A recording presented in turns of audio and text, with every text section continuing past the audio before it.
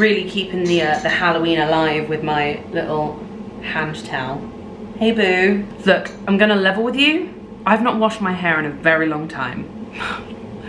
It's Thursday. I think I washed my hair maybe Saturday or Sunday. So we've got to the point where it is just defying gravity. Tell them how my hair's defying gravity.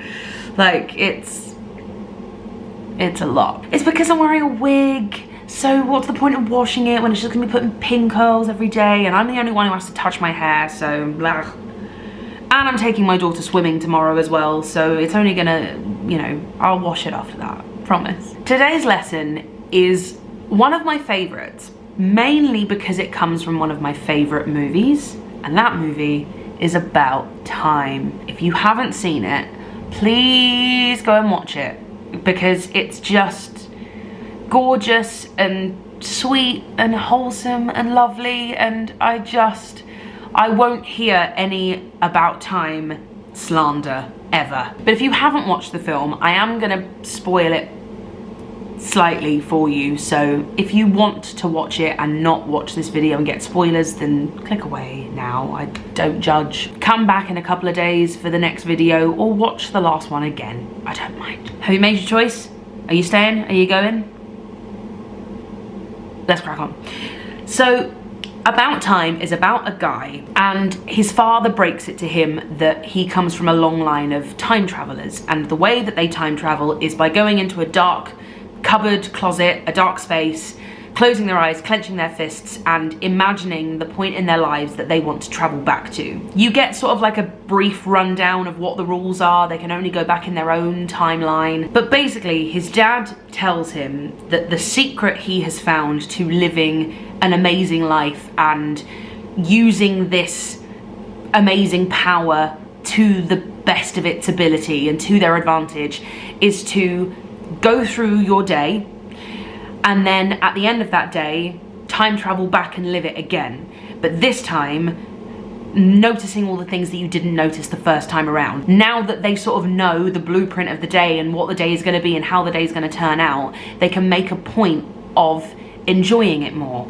And, you know, maybe having conversations with people that are serving them coffee in the coffee shop, and, you know, brightening their day and therefore brightening your own day, making a point of looking up and enjoying the city that you live in when maybe the time before you just looked at your feet as you were rushing from one place to the next. Maybe you noticed someone being put down or bullied in a way in the workplace, or, you know, wherever, and before, when your brain didn't sort of work quick enough to think, oh, you know, I should have stood up for them. Now is your chance to do it. You can you know, implement that this time around. But then the genius is at the end of the film, and again, spoiler, if you don't want to know, click away now. I've given you fair warning. You should all go and watch the movie anyway, even if you are deciding for it to be spoiled. But the son, he takes it one step further, and he basically goes, I don't need to live every day twice.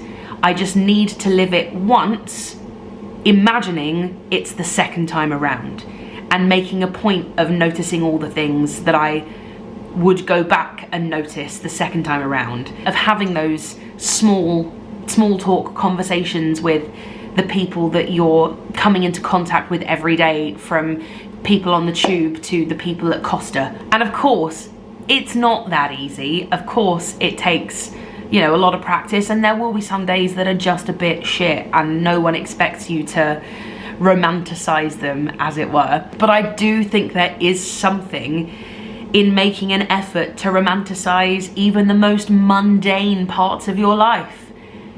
Because if not, what's the point? I actually gave it a shot when we were in Hull on the Calamity Jane tour, and everyone was saying to me, Hull's rubbish, Hull's like, you know, it's Hull, it's nothing special, it's not like you're going to Edinburgh or Dublin, which are sort of, you know, renowned, fancy, wonderful cities. Everyone was a bit like, ugh, Hull, ugh, the new theatre. And I had the best time in Hull. I honestly think it was one of my favourite venues on the tour. I loved the new theatre, I loved, our digs were great.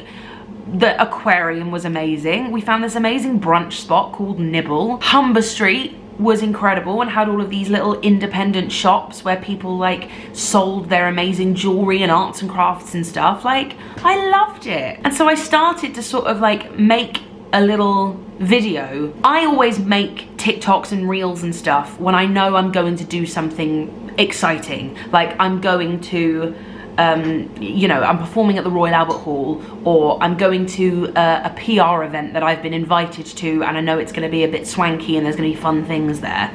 Like, I'll make a point of filming those things because they're designed to be exciting and TikTokable. But then I was like, actually, I'm having such a nice time in this city. Why don't I just pretend that being in this city is one of those events? Or being in Hull is the same as like being in Edinburgh or being in Dublin, you know, the city, or London, you know, the cities where everyone goes, oh my God, you're going to Edinburgh. Oh, I love it there. And they sort of romanticize those cities. So yeah, I took a little video of me walking along the canal. I took a little video of me walking across sort of like the cobbled streets. There was another theatre that we weren't performing at, but was stunning, so I took a video of that as I sort of walked around, and I went and had a really nice brunch, so I took a video of that. And when we went to the aquarium, I took loads of videos as if I was a tourist and as if I was like romanticizing Hull in the same way that I would romanticize Edinburgh or Dublin. And I think part of my huge enjoyment of Hull was because that was where I sort of had this little brainwave and this little idea of romanticizing the parts of life that people never romanticize. And because I started doing this there, it stands out to me as one of my favorite venues. So I know it's, you know, it's a bit silly and a bit cringy and not always possible because life sometimes, you know,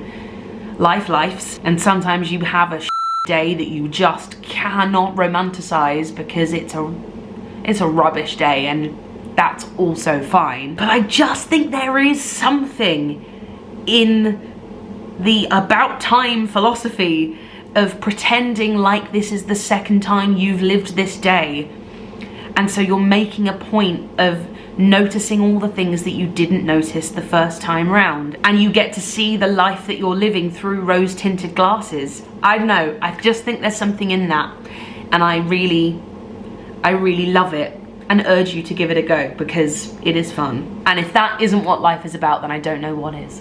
See you soon.